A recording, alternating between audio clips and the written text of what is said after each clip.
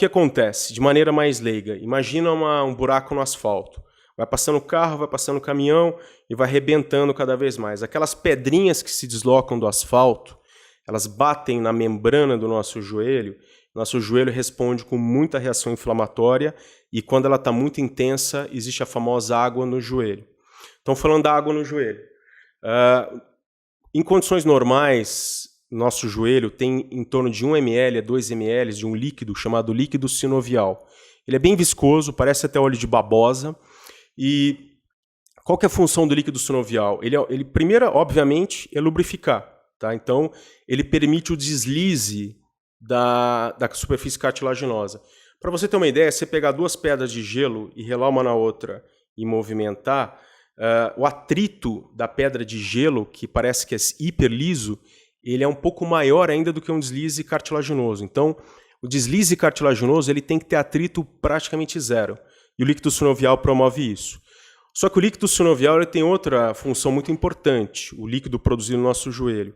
Ele nutre a cartilagem, ele leva comidinha para uma célula que a gente tem na cartilagem, que é chamado de condrócito. Tá? Lembrando que o tecido cartilaginoso, a gente tem 5% de célula, 5% de condrócito, o resto é um colchão, que a gente chama em medicina de matriz extracelular, ou matriz cartilaginosa, rica em água, glicosaminoglicanas, colágeno tipo 2, etc. Tá? Bom, quando a gente tem reação inflamatória, torceu o joelho, desenvolveu uma condromalácia, desenvolveu uma condropatia de tróclea, por exemplo, e a pessoa começa a desenvolver sintoma de dor. Aquele debris gera alteração da qualidade do líquido. Ele deixa de ser um líquido sinovial bom para o joelho e passa a ser um líquido inflamatório. Esse líquido inflamatório ele é tóxico para a cartilagem. Ele contém uma enzima inflamatória, 2 enzimas são muito ruins. Uma chama interleucina 6, a outra chama fator de necrose tumoral alfa, TNF-alfa, tá? Dentre outras, tem muito mais. Mas a minha ideia aqui é não ficar trazendo biologia para público leigo. Ele começa a matar a cartilagem, ele começa a erodir. Então, a doença cartilaginosa não é só o cartilagem ruim batendo na outra, ela ela leva a uma reação inflamatória. Tá? E essa reação inflamatória vai ao longo do tempo destruindo a cartilagem, matando, quebrando esse colágeno, fragmentando esse colágeno, gerando mais reação inflamatória, mais inibição da musculatura, mais perda muscular e perda da qualidade de vida da pessoa. Aí levando outros fatores, né?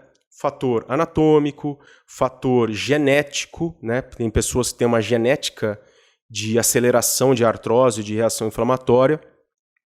Tem pessoas que têm, aí é controverso, mas pessoas se alimentam mal, alimentos inflamatórios. Eu tenho um vídeo que eu publiquei no YouTube falando dos 8 alimentos mais inflamatórios que existem, como por exemplo glúten, frituras, açúcar.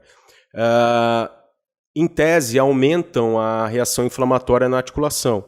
E o estágio final disso é a artrose. A artrose, conceitualmente, é quando a gente chega no estágio final, a cartilagem, as 4 camadas da cartilagem já se reduziram e a gente tem o osso com osso, chamado de osso subcondral.